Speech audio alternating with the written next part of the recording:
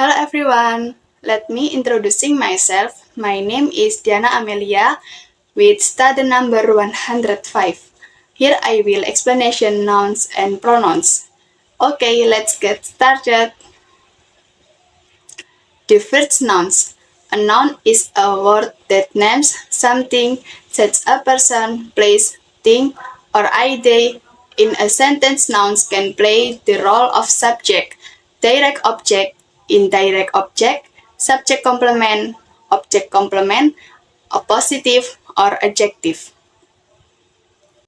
Next, types of nouns. There are several types of nouns, namely proper noun, common noun, abstract noun, concrete noun, countable noun, non-countable noun, collective noun, compound noun.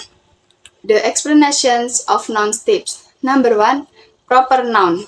A proper noun is a name which refers only to a single person, place, or thing, and there is no common name for it. In written English, a proper noun always begins with capital letters. For example, Melbourne. It refers to only one particular city. Number 2. Common noun. A common noun is a name for something which is common for many things, person, or place. It encompasses a particular type of things, person, or place. For examples, city. It can refer to any city like Melbourne, Mumbai, Toronto, etc., but nothing in particular. So, a common noun is a word that indicates a person, place, thing, etc. in general, and a proper noun is a specific one of those. Number 3. Abstract noun. An abstract noun is a word for something that cannot be seen but is there. It has no physical existence. Generally, it refers to ideas, qualities, and conditions. For examples, truth, bliss, happiness, sorrow, time, friendship, humor, patriotism, etc. Number 4. Concrete noun. A concrete noun is the exact opposite of abstract noun. It refers to the things we see and have physical existence. For example, chair, table, pot, bowl, water, money, sugar, etc. Number 5. Countable noun. The nouns that can be counted are called countable nouns. Countable nouns can take an article, a, on, the. For examples, chair, table, pot, bowl, etc. You can say one chair or two chairs or two chairs. So chairs are countable. Number 6. Non-countable noun. The nouns that cannot be counted are called non-countable nouns. For examples, water, sugar, oil, salt, etc. You cannot say one water, or three water, because water is not countable. Abstract noun and proper nouns are always non-countable nouns, but common nouns and concrete nouns can be both count and non-count nouns. Number 7. Collective nouns. A collective noun is a word for a group of things, people or animals, etc. For examples, family, team, jury, cattle, etc. Collective nouns can be both plural and singular.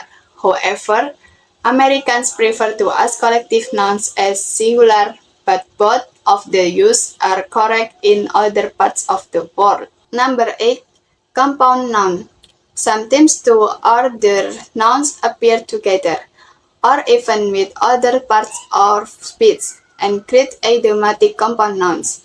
Idiomatic means that those nouns behave as a unit and to a lesser or greater degree amount to more than the sum of their parts. For examples, six-packs, 5-year-old, and so in life, snowball, mailbox, etc. Next, functions of nouns. Nouns can be used as subject, a direct object, and an indirect object of a verb and object of a preposition, and as an adverb or adjective in sentence. Nouns can also show possession. And the next, pronouns. A pronoun is a word that is used instead of a noun or noun phrase. Pronouns refer to either a noun that has already been mentioned or to a noun that does not need to be named specifically. The most common pronouns are the personal pronouns, which refer to the person or people speaking or breathing, first person.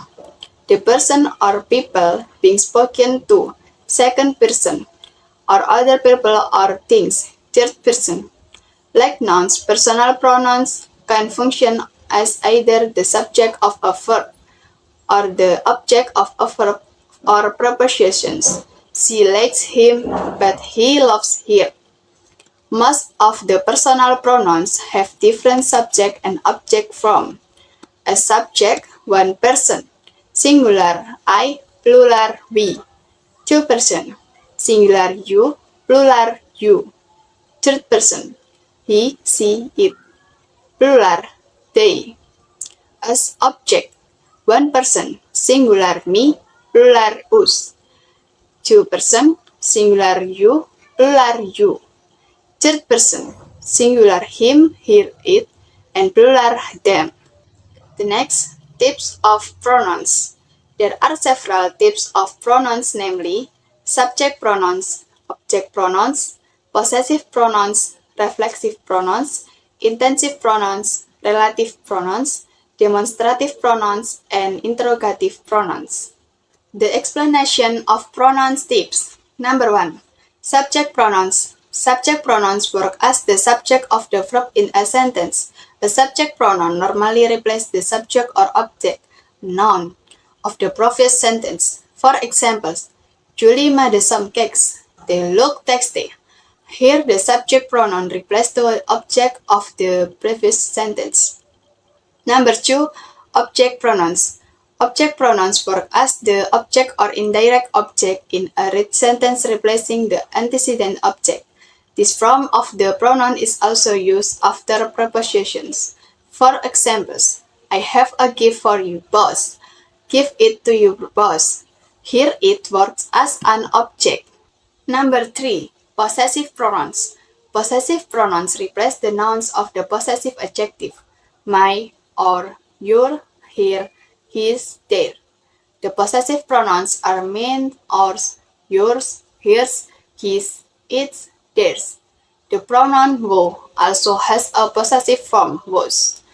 Example, I thought my bag was lost, but the one Kesrik found was mine. Here mine refers to my bag. Number 4. Reflexive pronouns.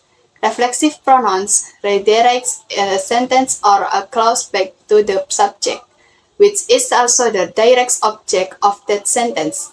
A reflexive pronoun comes when the subject performs its action upon itself. Here itself is a reflexive pronoun. For example, since she is her own boss, she gave herself a raise. Here herself is the direct object of the clause and the some person is the subject.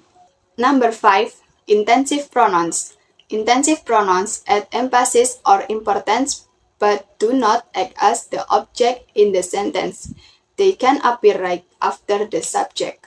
For example, I will do it myself. Here myself is not an object. Number 6. Demonstrative pronouns. Demonstrative pronouns normally indicate the closeness of or distance from the speaker, either literally or symbolically. This, that, and those are the demonstrative pronouns. They also work as demonstrative adjective when they modify a noun. However, demonstrative pronouns do not modify anything, rather replace the noun's noun pairs.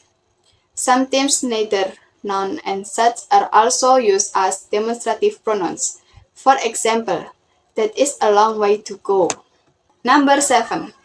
Relative pronouns. Relative pronouns introduce the relative clause. They are used to make clear what is being talked about in a sentence. They describe something more about the subject or the object. For example, the car that was stolen was the one they love most. Number 8. Interrogative pronouns. Interrogative pronouns produce questions. They are what, which, wo, whom, and was. Wom and was refer to questions related to a person or animal. What refers to an idea, object, or event, and which can indicate either a person or a things. For examples, what was the name of your dog? Whom do you prefer in this competition? And which is your favorite movie? This is a pronoun chart that you might be able to screenshot to learn. Sorry, I can explain it in more detail due to time constraint. That's my video. Sorry if there are any shortcomings of errors in pronunciation of words. Thank you. See you in the next my video. Bye bye.